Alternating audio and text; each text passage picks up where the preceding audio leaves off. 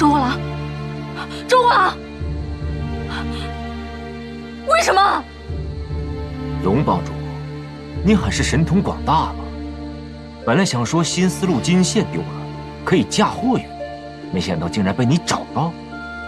如今那3个院子的大火都烧不死，既然你不肯死，那我就杀掉他了。你觉得怎么样啊？嗯，龙帮主。 你去哪儿？你回来！活捉杀人凶手！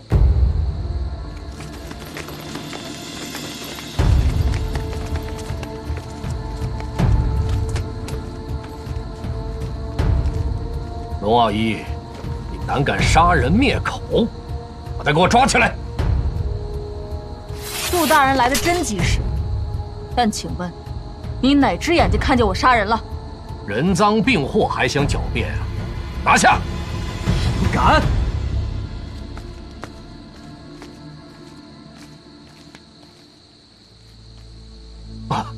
微臣参见昭王殿下。不知殿下何故深夜来到这荒郊野外啊？哼，一介草民被杀，杜大人竟来荒郊野外亲自办案，这是何等的道理？杜大人。 赶紧让开！殿下，这龙傲一并非普通草民。近日金县失窃，丝绸庄大火，再到今日的荒野杀人，眼下可是人赃并获呀！而且你也在场，臣更要秉公执法，以维系我大唐朝廷的威严，绝不能放过任何一个罪人。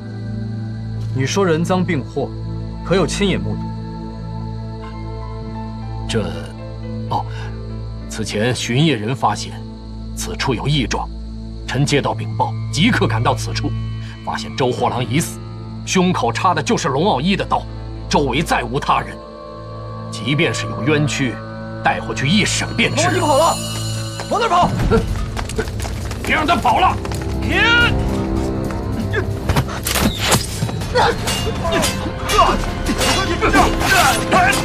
外官府办案，把他给我拿下！